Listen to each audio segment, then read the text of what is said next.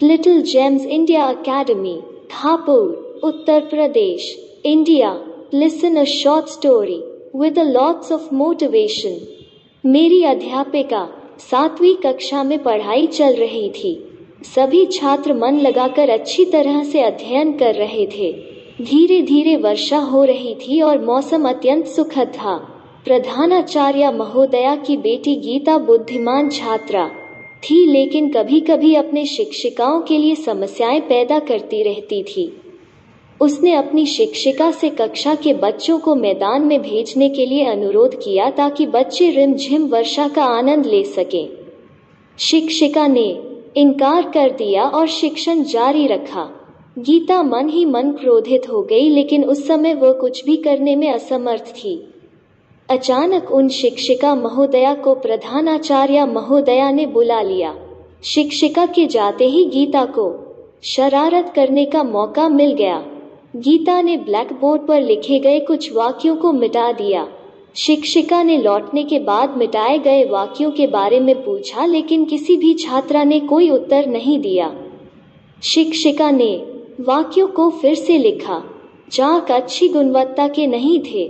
जब भी शिक्षिका ब्लैक बोर्ड पर लिखती थी तो चौक सामग्री के कुछ कण उड़कर शिक्षिका की आंखों में प्रवेश कर जाते थे। अब गीता की आदत बन गई। ब्लैक बोर्ड पर लिखित वाक्यों को मिटाने के लिए जैसे ही उसे मौका मिलता, वो उन्हें मिटा देती। शिक्षिका को मिटाए गए वाक्यों को फिर से लिखना पड़ता था। शिक्षिका प्रिंसिपल से शिकायत नहीं कर सकती थी क्योंकि गीता उनकी बेटी थी। शिक्षिका ने गीता को एक सबक सिखाने का फैसला किया। उन्होंने गीता को कक्षा मॉनिटर नियुक्त कर दिया। कुछ दिनों के बाद शिक्षिका ने हाथ में दर्द होने के कारण ब्लैक बोर्ड पर लिखने में असमर्थता व्यक्त की।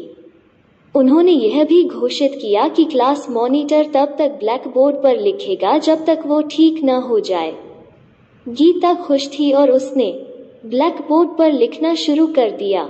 तीसरे दिन कुछ चाक कण उसकी आंखों में प्रवेश कर गए। बार बार वो अपनी आंखों को धोने जा रही थी। उसका दाहिना हाथ दर्द करना शुरू कर दिया था। वो सहज महसूस नहीं कर रही थी। 5 दिनों के बाद ब्लैक बोर्ड पर लिखना उसके लिए एक दुस्वप्न की तरह बन गया। अब गीता अपनी शिक्षिका की चाल को समझ गई कि ऐसा उन्होंने उसको सबक सिखाने के लिए किया था। वो समझ गई कि ब्लैक बोर्ड पर लिखना कितना मुश्किल था।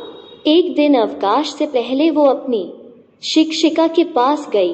उसकी आंखों में आंसू बह रहे थे। शिक्षिका ने उसकी आंसुओं से भरी लाल लाल आंखें देखी तो उनको सारा माजरा समझ में आ गया, लेकिन वो चुप रही और कुछ भी नहीं बोली।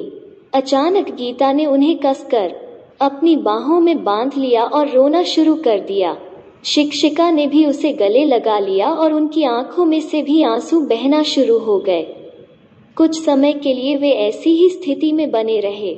जब वे अलग हुए तो दोनों एक दूसरे को देख रहे थे और मुस्कुरा रहे थे। गीता ने कहा, महोदया, आप बहुत प्यारी हो। आपने मुझे एक ऐसा सबक सिखाया है जो अन्य कोई भी नहीं सिखा सकता। परीक्षा परिणाम घोषणा का समय था। अन्य सालों की तरह गीता को उसकी कक्षा में प्रथम स्थान मिला था, लेकिन आश्चर्य की बात यह थी कि उसे शिक्षकों की सबसे मनपसंद छात्रा चुना गया था। धन्यवाद। जय हिंद, जय भारत।